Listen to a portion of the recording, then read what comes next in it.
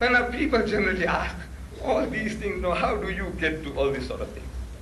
Which school, which university, which Darul Uloom you went to? Wallah, I went to no university, I went to no Darul Uloom. How does all these things come about? So that you see, I left school at the age of 16. I passed what is called Standard 6. And I was working in a country shop, some 25 miles outside Durban, a country shop in the country. And across the valley from where the shop was an American mission called Adams Mission Station. It was an American board mission, Amman Singh told me, on the south coast.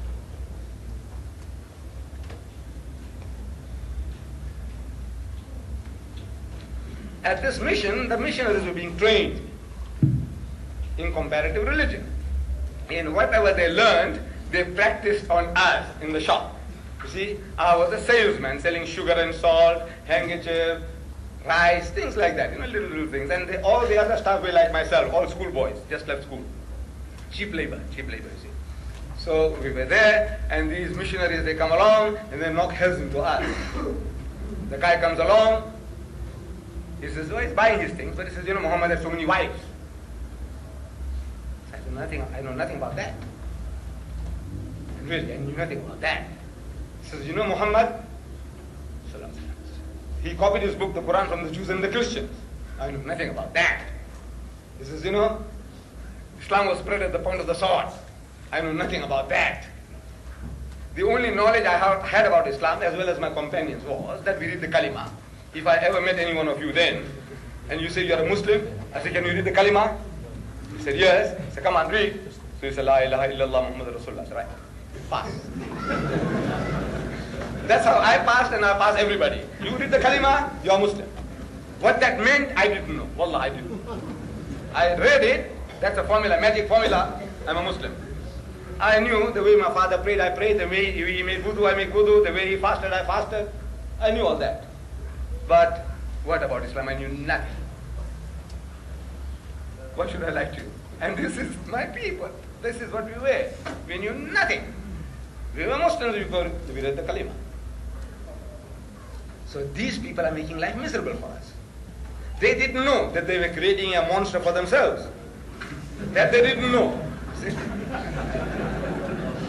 If they only knew, they'd regret the day. Say, why did we touch this guy? Should have left him alone. So, still time. Take your time. So what to do? Leave the job and run away? Or fight back? Now you can't fight back if you have no weapons. And jobs are hard to find. After high school, I was getting £6 a month, my wages. But at the end of the month, I didn't get the wages. I had to work another whole month to get the previous month's wages. That's how bad it was. What to do? So you great. What to do? Run away.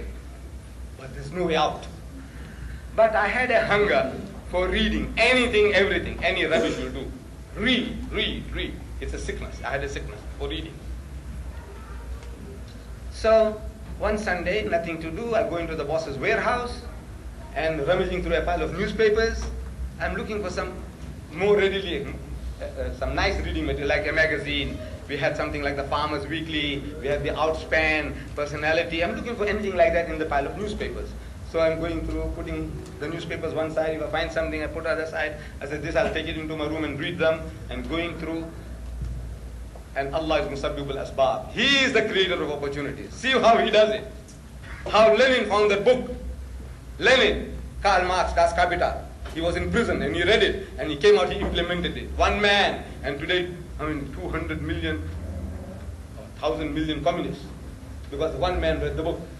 This is what the potentiality of a book. This, I find a book, a worm-eaten book. Red cover, full of mildew. I take it up and start to sneeze.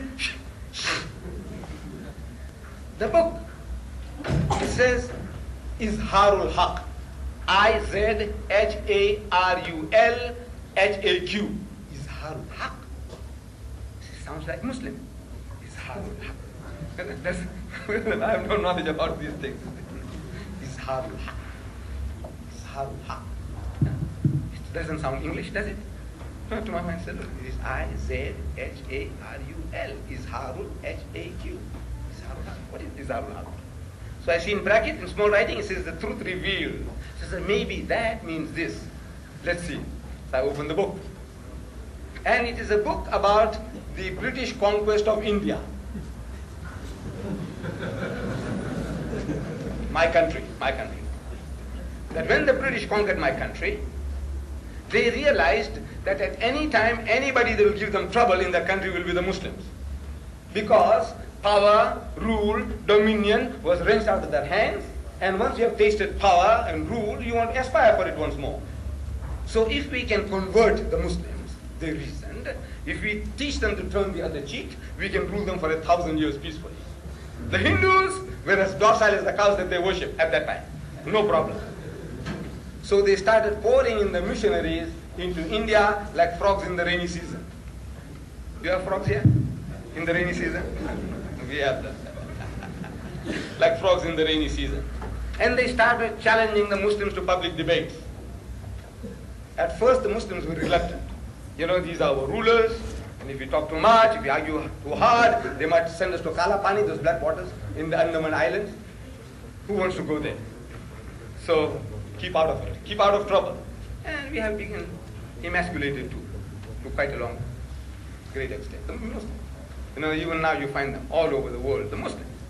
They're spiritless people, emasculated people, like castrated people. We're waiting for it to be slaughtered. This is the spirit of the Muslim. Any little thing the Muslim does, the Muslim gets terrified. I took out the pamphlet about the Pope and the Muslim gets terrified. Muslim, not the Christian, the Muslim gets terrified. Something has gone wrong with us. But that militancy has gone out of us. So it says, emasculate the Muslim, teach them to turn the other cheek, problem is solved. So now they come into India challenging the Muslims, and the Muslims don't want to debate, so they master our language. So in your language. First the excuse was that we don't know English. So right, it's in your language. And this is the beauty, the greatness of the Westerner. Wherever he goes, he learns the language of the native. Within 3 months, he masters your language and he speaks to you in your language. The Muslim hasn't got that. He comes to South Africa, to Natal, he learns Zulu in 3 months. He speaks to the Zulu in Zulu. He goes to Indonesia, he learns Indonesian. He goes to Arab countries, he learns Arabic. Wherever he goes, he masters your language. You go into somebody foreign country, in 50 years you don't learn his language. And I think an Arab saying goes, Man ta'allama lughata qawmin amana sharrahum. If you learn the language of a people, you will be able to avoid their vials, save yourself from their machinations. I'm able to do that to a great extent now. See? Born in India as a Britisher over 60 years ago, British subject. I have a British passport. When I was 9 years old, I know how many of you are Britishers for more than 60 years. I am. Not having seen an Englishman in my life, up to the age of 9, I go to South Africa, and now I'm coming to the hub of the British metropolis and speak to him in his language and tell him, now come sir, talk to me, reason with me in his language. And he can't get away with it because I understand his language, what he's talking about. So I can ask him, excuse me sir, will you please explain what is to beget in your language, because I know what it means. I want you to tell me, I want you to open your mouth. So, mastered our language and challenged the Muslims to public debates. Now, the Muslims had no excuse. The young men tell the elders, he said, look, Saab, you know, ito hamari zaban ke andar hamare saath bahas karne mangta hai. This guy wants to debate with us in our language. How can we say no now? So Maulana Abdul Aziz of Delhi, he was forced to take up the challenge. And there was a reverend founder from England who was taking a lead in that debate expedition. And according to the appointed time and date, the debate starts.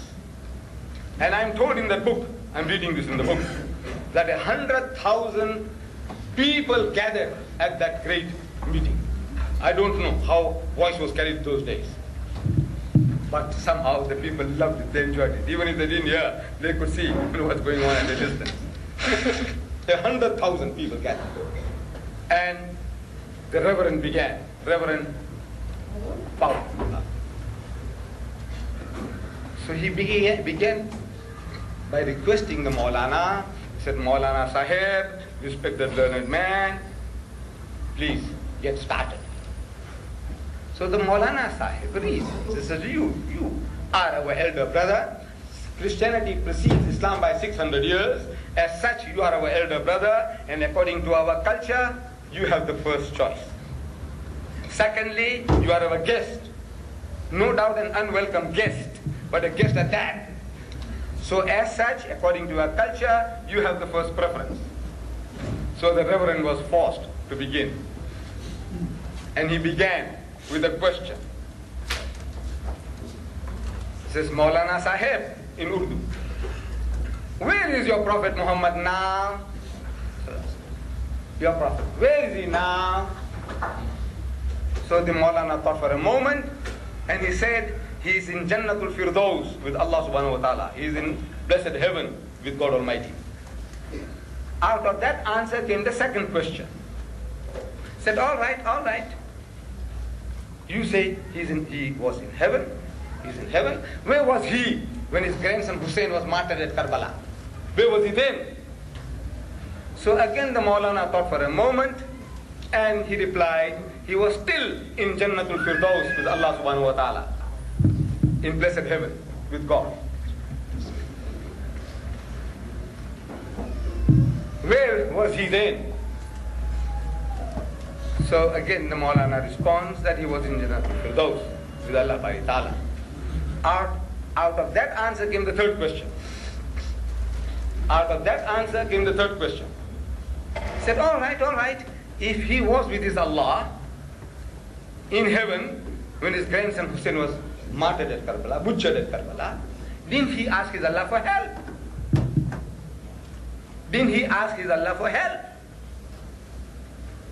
So there was a long pause. And the Reverend started beating his feet. He said, come on. Didn't he ask his Allah for help? If you have a big brother like this, and if somebody comes bullying me, haven't I got the right to say, brother, come, please. Save me. Didn't he ask Allah for help? So after a long pause, the Maulana says, yes, he did. So what did he say? What did Allah say? Because we know he wasn't saved. And there was an inordinate pause. So the priest started beating his feet once more again. Come on. So the Maulana and the people felt the battle is gone. Battle is lost. Maulana ne humko mara diya. Khalas, this finishes that. Come on. So the Maulana said, Allah began to cry. So what? Allah cried? He said, yes, Allah cried. He said, I couldn't save my own son, Jesus. How can I save your grandson?